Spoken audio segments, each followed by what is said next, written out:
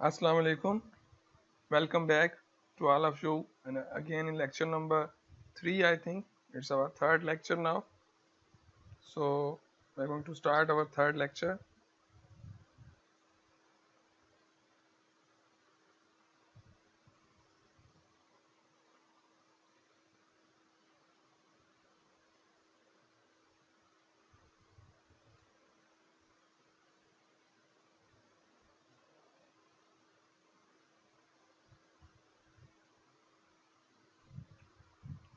Okay, so we are starting our third lecture. In last lecture that we have discussed something about the sampling, sampling with replacement and sampling without replacement that we have discussed earlier. So now let's have another slide. So we have some basic terms now. Basic terms से मुराद है ये वो terms हैं जो हम through out अपने course में जो टर्म्स यूज करेंगे, फॉर एग्जांपल डिफरेंट टर्म्स जो हम यूज करेंगे वो यहाँ पे मैंने इनलिस्ट किए हैं कि कौन कौन से बेसिक टर्म्स हैं जो हम अपनी जो लेक्चर्स हैं ड्यूरिंग लेक्चर्स या एग्जांपल्स में या जब हम लोग डेटा को एनालाइज करेंगे तो ये टर्म्स जो हैं हम लोग यूज करने वाले हैं. The basic terms, the first definition is an element or member. Means what is an element or member? ये क्या है? What is member or element? An element or member of a sample or population, चाहे वो sample के लिए हो या population के लिए हो, is a specific subject or object. For example, a person, a firm, an item, state or country about which information is collected. Element or member means कि आप जिस चीज के लिए डेटा रिकॉर्ड करेंगे, यानी कि आप जिस तरह का डेटा रिकॉर्ड कर रहे हैं. फॉर एग्जांपल अगर आप कंप्यूटर परफॉर्मेंस को रिकॉर्ड कर रहे हैं तो आपका एलिमेंट या मेंबर जो होगा वो कंप्यूटर परफॉर्मेंस होगा. यानी कि जिस चीज के लिए आप डेटा रिकॉर्ड करेंगे, किसी पर्सन के लिए करेंगे तो आप वो लिखेंगे, किसी फर्म के लिए करेंगे तो आप वो लिखेंगे, किसी आइटम के लिए करेंगे तो आप आइटम आपका जो होगा वो मेंबर होगा. फॉर एग्जांपल जैसे लास्ट एग्जांपल में हम लोगों ने स्टूडेंट्स की एजेस जो है वो नोट की थी, या जैसे मैंने टॉप 10 सिलेक्शन करनी थी कि मुझे 10 स्टूडेंट सिलेक्ट करने थे तो किसी इवेंट को ऑर्गेनाइज करना था, तो मैं उस इवेंट का नाम जो होगा वो हमारा एलिमेंट या मेंबर होगा जिसके लिए हम डेटा रिकॉर्ड करेंगे. That is basically your element और member. Then another verb basic term that is variable. And what is variable is a variable is a characteristic under study that assumes different values for different elements. यानी जब आप data analyse कर रहे होंगे तो आप उसमें कोई वेरिएबल्स लेंगे, यानी कि जैसे हम टॉप 10 को अगर हम लोग एनालाइज कर रहे थे तो टॉप 10 में कोई फर्स्ट पे होगा, कोई सेकंड पे होगा, कोई थर्ड पे, कोई फोर्थ पे, कोई फिफ्थ पे, कोई सिक्स्थ पे, कोई सेवंथ, एट, नाइन, 10. तो वेरिएबल ऐसी वेरिएबल मतलब वेरिएबल का मतलब है कि ऐसी चीज जिसकी आप डिफरेंट वैल्यूज आप उसको असाइन करेंगे. फॉर एग्जांपल अगर हम डिफरेंट स्टूडेंट्स की एजेस को रिकॉर्ड करें तो आप वेरिएबल डिफाइन कर लें, 17 ईयर्स, 18 ईयर्स, 19 ईयर्स, 20 ईयर्स, तो ये वेरिएबल्स होंगे आपके. और जो कांस्टेंट है, यानी कि कांस्टेंट क्या होता है, जिसकी फिक्स्ड वैल्यू होती है, there is no change in the value, that is basically called your constant term. कुछ और डेफिनेशन है. The values of the variable for an element is called observation. जो आपने वेरिएबल पीछे डिफाइन किया है, फॉर एग्जांपल एज वेरिएबल था, तो उसके लिए जो ऑब्जर्वेशंस होंगी, यानी कि जो डिफरेंट ऑब्जर्वेशंस या मेजरमेंट्स आपको मिलेंगे, डिफरेंट टाइप्स की एजेस आपको मिलेंगी, वो ऑब्जर्वेशंस कहलाती हैं. और डेटा सेट क्या है? What is data set? A data set is a collection of observations on one or more variables. Data set मुख्तलिफ वेरिएबल्स पे जो डेटा हम लोग कलेक्शन करते हैं उसको हम लोग डेटा सेट कहते हैं. शायद ये चीजें समझ में नहीं आई होंगी, लेकिन अब अगली स्लाइड देखेंगे तो मैंने एक सिंपल सा एग्जांपल लिखा हुआ है उस पर आप लोगों के लिए, ताकि ये सारे टर्म्स आपको समझ में आ जाए. ये वाला एग्जांपल देखें.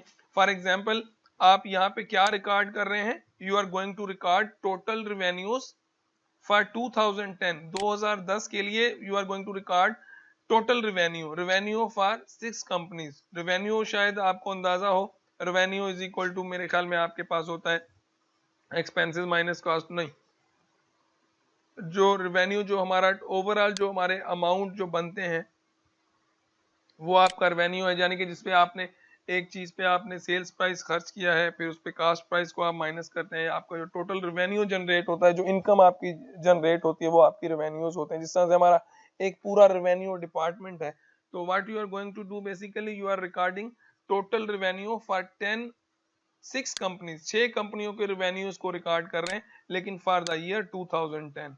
तो अब इसमें आपका जो वेरिएबल है, जो फर्स्ट डेफिनेशन हम लोगों ने डिस्कस की थी कि what you are going to do, what is variable, a variable for which you are going to record the data. तो वेरिएबल यहाँ पे हमारा क्या होगा, टोटल रेवेन्यू होगा, क्योंकि हम क्या रिकॉर्ड कर रहे हैं यहाँ पे, टोटल रेवेन्यू रिकॉर्ड कर रहे हैं, तो ये आपका वेरिएबल है।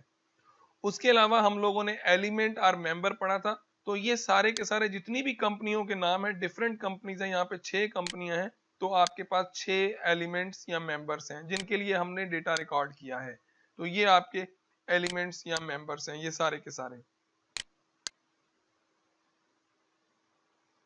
और ऑब्जर्वेशन आपने हम लोगों ने डिस्कस किया कि ऑब्जर्वेशन किसी भी वेरिएबल की जो वैल्यूज हम लोगों के पास डिफरेंट वैल्यूज होंगी वेरिएबल की, वो ऑब्जर्वेशन होती हैं। तो ये देखें, एक ऑब्जर्वेशन ये है, एक ऑब्जर्वेशन या मेजरमेंट ये है, डेटा पॉइंट आपको मिला है, एक ऑब्जर्वेशन या डेटा पॉइंट आपको ये मिला है। तो ये सारे के सारे आपके ऑब्जर्वेशन हैं। तो आई होप कि अब आपको जो पिछली स्लाइड में जो डेफिनेशन थी, आप लोगों को आइडिया हो गया होगा कि वो क्या था basically.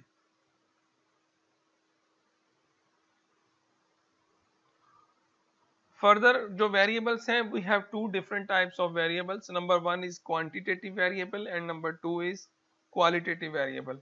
What does mean by quantitative variables? Quantitative variables means the quantity, the numerical results, the numbers,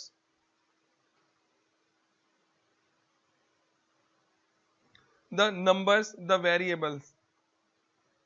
quantitative मतलब क्वांटिटी, 1 2 3 4 10 50 100, तो आप उसको क्वांटिटेटिव वेरिएबल कहते हैं। और क्वालिटेटिव वेरिएबल और कैटेगोरिकल वेरिएबल्स यानी कि क्वालिटी को आप रिकॉर्ड करते हैं। जैसे बहुत अच्छा प्लेयर है, इसके जो बाल हैं वो ब्राउन हैं, या ये बहुत अच्छा स्टूडेंट है, इसकी परसेंटेज बहुत ज़्यादा हाई है, तो वो क्वालिटी है। यानी कि ये बहुत अच्छा टीचर है, फॉर एग्जांपल इनका लेक्चर बहुत अच्छा होता है, तो दीज आर द क्वालिटी। जब हमारे पास दो तरह के वेरिएबल्स होते हैं, एक क्वांटिटेटिव जिसमें क्वांटिटी होती है, मिकदार होती है, नंबर्स होते हैं, और दूसरा होता है क्वालिटी जिसमें आप क्वालिटी को रिकॉर्ड करते हैं।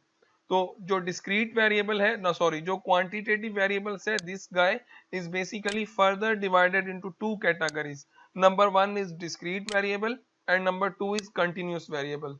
सो आई होप कि आप लोगों ने डिस्क्रीट मैथमेटिक्स को पढ़ा होगा। डेफिनेटली प्रीवियस पेज में F18 को शायद मैंने डिस्क्रीट पढ़ाया था, कुछ आईटी की बेसिस को डिस्क्रीट मैथमेटिक्स मैंने पढ़ाया था, लेकिन आप लोगों को डिस्क्रीट मैथमेटिक्स मैंने नहीं पढ़ाया।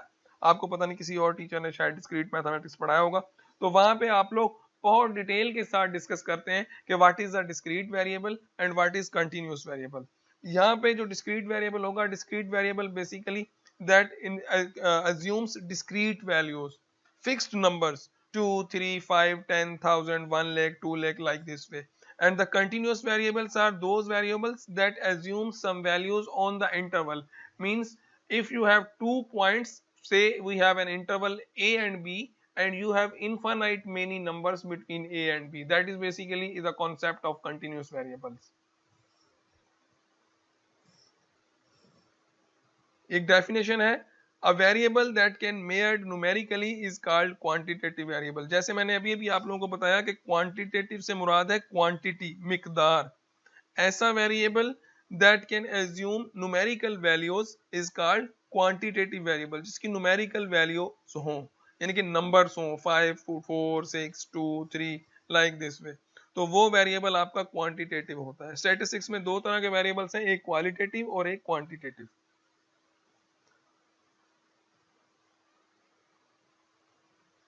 हाँ, इसके बाद है आपके पास जो क्वांटिटेटिव वेरिएबल्स हैं, वो दो ब्रांचेस में तकसीम होते हैं या दो टाइप्स के होते हैं। नंबर वन इज आपका discrete variable and number two is continuous. तो जो डिस्क्रीट वैल्यूज होती हैं वो आपकी क्या है, a variable whose values are countable is called discrete. जिनकी वैल्यूज आप काउंट कर सकते हैं। और in other words we can say that a discrete variable can assume only certain values with in no intermediate values. यानी कि जो discrete variable है उसमें आपके पास दो नंबर्स के दरमियान कोई नंबर नहीं होता, फिक्स्ड नंबर होते हैं। फॉर एग्जांपल 5 आ गया, 6 आ गया, 3 आ गया, 2 आ गया, कोई भी न्यूमेरिकल वैल्यू फिक्स होगी। लेकिन जो कंटिन्यूअस वेरिएबल है वो बिल्कुल इसका अपोजिट है, वो इनफाइनाइट वैल्यूज लेते हैं। A variable that can assume any numerical value over a certain interval or interval is called continuous variable. For example, जैसे अगर आप टाइम की एग्जांपल ले लें तो टाइम जो वेरिएबल होता है वो कंटिन्यूस होता है, वो हर इंस्टेंस में चेंज हो रहा होता है। जब आप टाइम को रिकॉर्ड करते हैं तो वो कभी भी न्यूमेरिकल, वो कभी भी डिस्क्रीट नहीं होता, वो कंटिन्यूस होता है। या आपकी जो स्टूडेंट्स की मार्क्स हैं, फाइनल मार्क्स हैं, वो डिस्क्रीट हैं। आपकी जो एजेस हैं वो डिस्क्रीट हैं। आपकी जो हाइट है वो कंटिन्यूस है, वो कंटिन्यूस वेरिएबल में आ जाता है। तो ये डिफरेंस है दोनों में। अगर आप किसी इंटरवल पे वैल्यूज ले रहे हैं यानी ये कंटिन्यूस वेरिएबल्स हैं, और अगर आप किसी सिंपल फिक्स्ड वैल्यू पे काम कर रहे हैं तो वो आपका डिस्क्रीट वेरिएबल है। फिर आ जाए अगली डेफिनेशन है, the next definition that we have a qualitative और categorical values. Qualitative means you have some quality, you are going to record some quality. A variable that cannot assume numerical value but can be classified into two or more non-numerical numeric categories is called a qualitative or categorical variable. The data collected on such a variable is called qualitative data. यानी कि अगर आपके पास numerical results ना हो, सिर्फ qualities हो, ये बहुत अच्छी, फॉर एग्जांपल ये बहुत अच्छा रंग है, ये बहुत अच्छी गाड़ी है, ये बहुत होशियार है, ये बहुत मेहनती है, इस तरह की जो क्वालिटीज आप रिकॉर्ड करते हैं, क्वालिटी जिसमें हो वो आपके क्वालिटेटिव वेरिएबल्स या कैटेगोरिकल वेरिएबल्स भी आप उनको कह लेते हैं। फिर we have some other basic definition, basic terminologies. Basically जब आप एडवांस स्टैटिस्टिक्स की बात करते हैं, जब आप थोड़े से मेच्योर हो जाएंगे, थोड़े से और बड़े हो जाएंगे, तो जब आप स्टैटिस्टिक्स को प्रैक्टिकली, अगर आप कभी फील्ड में आपको स्टैटिस्टिक्स करने का मौका मिला और आप स्टैटिस्टिक्स फील्ड में करेंगे, तो हम लोग जब बहुत बड़े एग्जाम्पल्स होते हैं, फॉर एग्जाम्पल हमारे पास लाखों में डेटा पॉइंट्स हैं, कोई आप ऐसा प्रोजेक्ट कर रहे हैं जिसमें लाखों में डेटा पॉइंट हैं या हजारों में डेटा पॉइंट्स हैं, तो हम उन चीज़ों को मैन्युअली नहीं करते। हमारे पास कुछ सॉफ्टवेयर्स होते हैं जिनकी मदद से हम स्टैटिस्टिक्स एनालिसिस करते हैं, या स्टैटिस्टिक्स के जितने भी प्रोसेस हम यहाँ पे पढ़ रहे हैं कि जी कलेक्शन है, एनालाइजिंग है, प्रेजेंटिंग है, जो भी चीज़ें हम इस कोर्स में पढ़ेंगे वो आप स्टैटिस्टिक्स के कुछ सॉफ्टवेयर्स हैं जिनकी मदद से आप कर सकते हैं। जैसे SPSS है, लास्ट टाइम मैं F18 जो ना सिंपल 18 बेस जो है आपकी, उनको मैं ये कोर्स पढ़ा चुका हूँ। तो वो फिजिकल क्लासेस थी, वहां पे मैंने उनको थोड़ा सा सॉफ्टवेयर का टच भी दिया था कि आप कुछ चीजें जो है सिंपल एग्जांपल्स जैसे ग्राफ्स बनाना, या उनको कुछ मैंने असाइनमेंट्स दी थी, तो उन वो असाइनमेंट्स जब सॉल्व कर रहे थे तो वो आपके सॉफ्टवेयर को यूज कर रहे थे। तो जब हम सॉफ्टवेयर की बात करते हैं तो सॉफ्टवेयर में जब हम डेटा इनपुट करते हैं, यानी कि अब जब हम सॉफ्टवेयर को डेटा देंगे, फिजिकल फील्ड का डेटा जब हम सॉफ्टवेयर में इनपुट करेंगे, तो हमें सॉफ्टवेयर जो है वो डेड मशीन है, उसको हम जो भी कमांड देंगे वो उसके अकॉर्डिंगली काम करता है। Software, computer is a dead machine, आप लोगों को अंदाजा होगा क्योंकि आप खुद ही कंप्यूटर ओरिएंटेड पर्सन है, तो आप जो भी कंप्यूटर को प्रोग्राम कर देंगे वो उसी को प्रॉपरली प्रोग्राम किए हुए चीजों को रन करेगा। तो जब हम SPSS पे स्टैटिस्टिक्स को अप्लाई करने की कोशिश करते हैं तो एटलीस्ट हमें सॉफ्टवेयर को बताना पड़ता है कि हम कौन सी मेयरिंग स्केल ले रहे हैं, यानी कि जो डेटा है वो रिकॉर्डिंग हो रहा है वो किस स्केल में रिकॉर्ड हो रहा है। कुछ प्रॉपर रिकॉर्डिंग के स्केल्स हैं हमारे पास, जिस तरह से नंबर 1 है नॉमिनल, एक स्केल नॉमिनल होता है, दूसरा ऑर्डिनल स्केल है, तीसरा इंटरवल है, और चौथा जो है हमारे पास रेशो स्केल है। तो one by one we are going to discuss. The first one is nominal, consist of categories. ऐसा स्केल होगा जिसमें कैटेगरीज होंगी, in each of which the number of respective observations is recorded. The categories are in no logical order and have no particular relationship.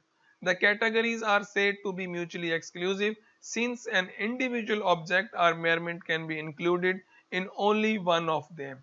Nominal से मुराद है, nominal scale ऐसा होता है जिसमें सिर्फ नाम होते हैं, यानी कि कोई ऑर्डर नहीं होता, उनमें कोई ऑर्डर नहीं, सिर्फ नाम आप रिकॉर्ड कर रहे हैं और डिफरेंट कैटेगरीज को एक ही साथ में रिकॉर्ड कर दिया आपने। म्यूचुअली एक्सक्लूसिव का मतलब है कि दो कैटेगरीज आप रिकॉर्ड कर रहे हैं, दोनों का आपस में दूर दूर तक कोई रिलेशन नहीं। फॉर एग्जांपल आप एक ही कैटेगरी में एज भी रिकॉर्ड कर रहे हैं और उनका एजुकेशन भी रिकॉर्ड कर रहे हैं। अब एजुकेशन और एज दो अलग अलग कैटेगरीज हैं, दो नाम है। For example education and age दोनों अलग अलग है। तो आप जब इस तरह की रिकॉर्डिंग्स करते हैं जिसमें कोई ऑर्डर नहीं होता, मुख्तलिफ कैटेगरीज होती हैं, तो आप मिक्स्ड कैटेगरीज फॉर एग्जांपल आप कह लें, तो आप जब रिकॉर्डिंग करेंगे तो वो जो स्केल ऑफ रिकॉर्डिंग होगा आपका नॉमिनल स्केल होगा। उसके बाद आ जाता है हमारे पास ordinal scales, contain more information, consist of distinct categories. लेकिन जो ऑर्डिनल होता है, ऑर्डिनल का मतलब ही आप समझ लें कि ऑर्डर होगा। ऑर्डिनल का मतलब है ऑर्डर। इसमें जब ऑर्डर होगा तो इसका मतलब है आप इसमें डिस्टिंक्ट कैटेगरीज होंगी। जैसे आपकी रेटिंग है फॉर एग्जांपल, बहुत अच्छा है, थोड़ा कम अच्छा है, उससे कम अच्छा है, बहुत बुरा है। तो देखिए ये एक ही कैटेगरी। अगर आप इस तरह के डेटा को रिकॉर्ड कर रहे हैं, किसी को एनालिसिस कर रहे हैं कि आप जिसमें एक ही कैटेगरी हो, लाइक ये एग्जांपल भी आपके पास है। फॉर एग्जांपल आप रेटिंग कर रहे हैं, जब आप किसी चीज की रेटिंग करेंगे तो रेटिंग आपके पास या तो एक्सीलेंट होती है, या गुड होती है, फेयर होती है, पुअर होती है। तो देखिए ये बाकायदा एक ऑर्डर है। या जिस तरह से अगर हम स्टूडेंट के ईयर्स को रिकॉर्ड करें, हम student first year, second year, third year, fourth year, तो ये एक प्रॉपर ऑर्डर है। जब किसी चीज में ऑर्डर आ जाएगा तो आप उसको कहेंगे कि ये ऑर्डिनल स्केल में रिकॉर्ड होगा। जब कंप्यूटर को प्रोग्राम देंगे तो उसको बताएंगे कि basically I am going to record in ordinal scale, and ordinal scale is nothing but it's just a concept that you have going to arrange some data in some proper order, means you are recording data in some proper order. Basically this is your ordinal scale.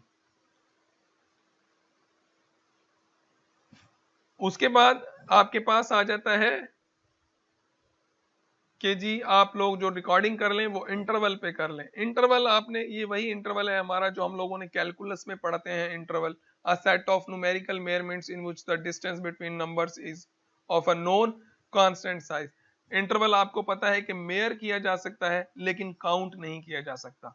Interval एक दो numbers के दरमियान में बहुत बड़ा, यानी कि आपके पास नंबर्स होते हैं, इनफाइनाइट नंबर्स आपके पास आ जाए दो नंबर्स के दरमियान, तो इंटरवल आप उसे कहते हैं।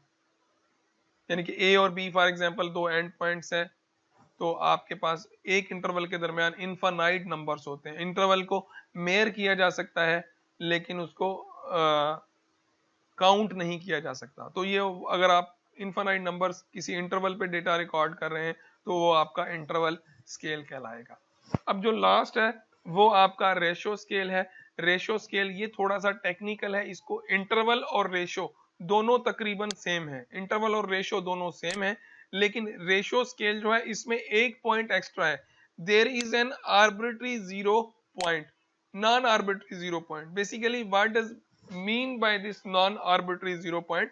फॉर एग्जांपल अगर आप किसी इंटरवल पे डेटा रिकॉर्ड कर रहे हैं और ये this non arbitrary zero point का मतलब है कि अगर आप दो चीजें, आप उस इंटरवल में से आप दो चीजें उठा लें, आपने जो डेटा पॉइंट्स रिकॉर्ड किए हैं उनमें से आप कोई दो पॉइंट्स उठा लें और उनको आपस में कंपेयर करें, और आप उनमें सेंस कर पा रहे हैं कि कोई छोटा कौन सा है या बड़ा कौन सा है? अगर आप छोटे बड़े को सेंस कर सकते हैं तो वो आपका जो स्केल होगा वो रेशियो होगा।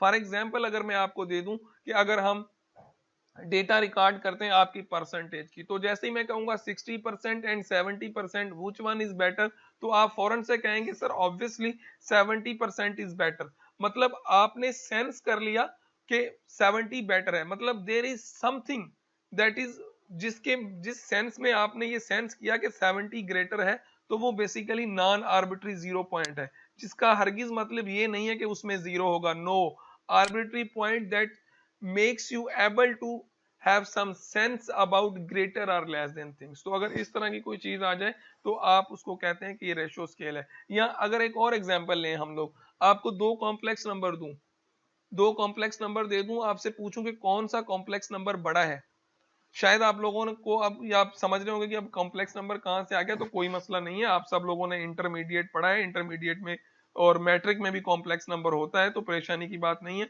और मैं आपको बता देता हूं कि कॉम्प्लेक्स नंबर्स में ऑर्डर नहीं होता, यानी कि आप दो कॉम्प्लेक्स नंबर्स को कभी भी नहीं पहचान सकते कि कौन सा कॉम्प्लेक्स नंबर बड़ा है और कौन सा छोटा है। तो वो चीज रेशियो स्केल में नहीं आएगी।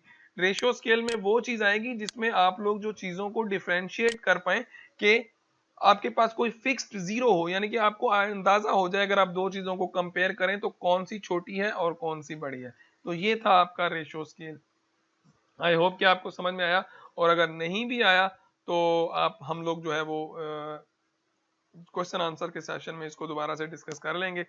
Sir recap it please, kindly ordinal को डिफाइन करें। कुछ आपके जो चैट्स में आपके मैसेज आ रहे हैं, ऑर्डिनल को मैं दोबारा से डिफाइन भी कर देता हूं, या क्वेश्चन आंसर के सेशन में हम लोग दोबारा से इसको डिस्कस कर लेंगे। ऑर्डिनल से मुराद आपका ये है कि जब आपके पास एक ही कैटेगरी हो, नॉमिनल में आपने बहुत सारी इकट्ठी कैटेगरीज कर दी, बहुत सी कैटेगरीज इकट्ठी करके रख सकते हैं, यानी कि आपका मिक्स डेटा पॉइंट्स हैं तो आपने सारे के सारे जो है वो नॉमिनल में रख दिए। लेकिन ऑर्डिनल में आपके पास एक ही कैटेगरी होगी। फॉर एग्जांपल अगर एज की बात कर रहे हैं तो एज में सब कैटेगरीज क्या होंगी, बुजुर्ग आ जाएंगे, नौजवान आ जाएंगे, बच्चे आ जाएंगे। तो देखिए इसमें ऑर्डर है, मतलब पहले आप बुजुर्ग रखें, फिर नौजवान रखें, फिर बच्चे रख लें। तो बेसिकली ये आपका ऑर्डिनल है।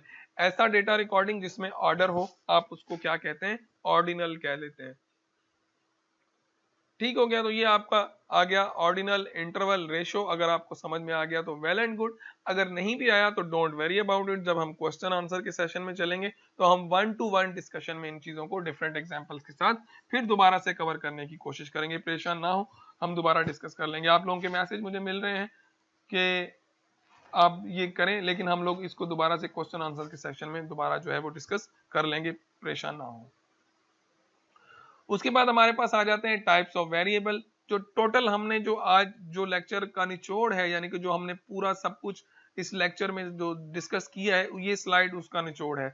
सबसे पहले आपके पास जो वेरिएबल्स हैं वो दो तरह के वेरिएबल्स होते हैं। एक क्वांटिटेटिव वेरिएबल आपके पास हो गया और दूसरा आपके पास क्वालिटेटिव वेरिएबल हो गया। दोबारा से समझ लें कि पूरा लेक्चर रिपीट हो रहा है इस स्लाइड में। तो क्वांटिटेटिव वेरिएबल्स ऐसे वेरिएबल्स होते हैं जिनमें आपके पास जो है वो क्वांटिटी होती है, यानी कि न्यूमेरिकल रिजल्ट्स होते हैं। और क्वांटिटेटिव जो है that is further divided into two parts. Number 1 is discrete and number 2 is continuous. Discrete means number of houses, cars, accidents. Continuous means length, weight, height, time. ये आपके कंटिन्यूअस में आ जाते हैं। फिर क्वालिटेटिव और कैटेगोरिकल वैल्यूज आ जाते हैं, जिसमें आपके पास makeup, computer, opinion, people, gender, जो क्वालिटीज हैं वो क्वालिटेटिव वेरिएबल्स में आएगा। तो ये ओवरऑल पिक्चर है आपकी टाइप्स ऑफ वेरिएबल्स की। मैंने इसको फर्दर एक्सप्लेन किया है, अगर आप फर्दर इसको देख लें तो फर्दर एक्सप्लेन है। सबसे पहले आपके पास वेरिएबल्स होंगे और जो वेरिएबल्स हैं वो दो तरह कैटेगराइज होंगे, एक क्वालिटेटिव और दूसरा क्वांटिटेटिव। क्वालिटेटिव को पहले डिस्कस कर लेते हैं। एक इसमें सब ब्रांच आ जाती है, डाइकोटोमिक, डिकोटोमिक और पॉलिनोमिक। डाइकोटोमिक का मतलब है कि इसमें सिर्फ आप जेंडर, मैरिटल स्टेटस, यानी कि यस नो, इस तरह के जो क्वेश्चन है, ऐसे डेटा पॉइंट जिनमें सिर्फ दो चॉइसेस हों। For example yes no, gender male female, marital status married non married, इस तरह के डेटा पॉइंट्स डाइकोटोमिक में आ जाते हैं। ये थोड़े से एडवांस हैं, इनको आप खुद भी स्टडी करने की कोशिश करें। आपके पास सोर्सेज हैं, you have Google, you have some books and you can do yourself. थोड़ी सी स्टडी खुद भी करें। फर्दर मैं आपको इंशाल्लाह क्वेश्चन आंसर के सेशन में हम लोग दोबारा इसको डिस्कस कर लेंगे अगर आपको चीजें कवर नहीं हो रही तो।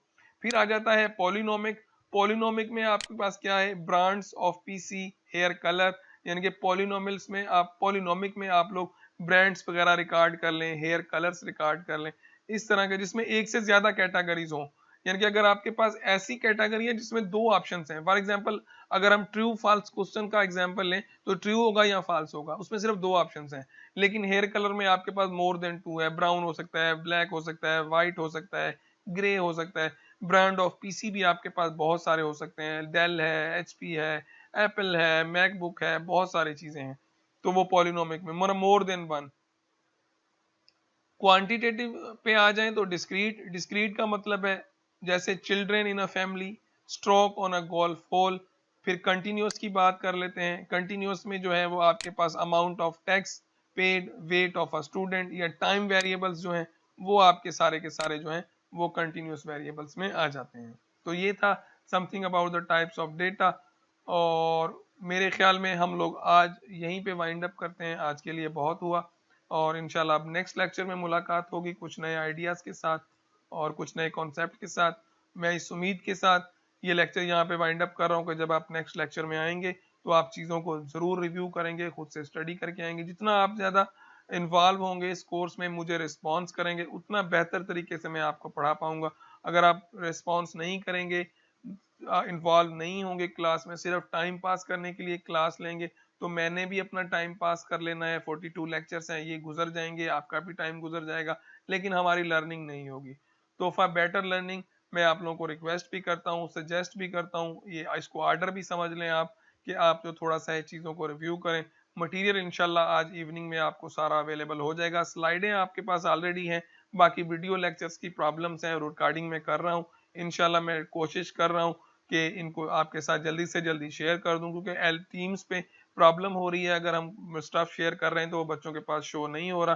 प्रॉबेबली हो सकता है कि हम लोग कोई यूट्यूब का सोर्स यूज करके वहां पे ये चीजें जो है वो आप लोगों के लिए अवेल कर दूं, तो आप वहां से इन चीजों को डाउनलोड भी कर सकते हैं, आसानी से रिव्यू भी कर सकते हैं और स्टडी भी कर सकते हैं, चीजों के नोट्स बनाते जाएं, एक कॉपी लें, जब लेक्चर में बैठते हैं तो चीजों को नोट करें।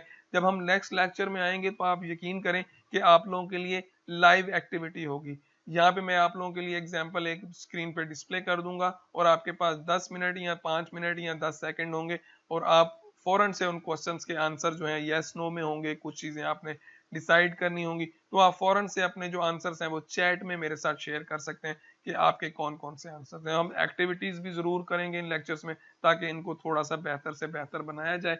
तो आज के लिए मेरे ख्याल में इतना काफी है। इंशाल्लाह अब नेक्स्ट लेक्चर में मुलाकात हमारी होगी। अब हम क्वेश्चन आंसर की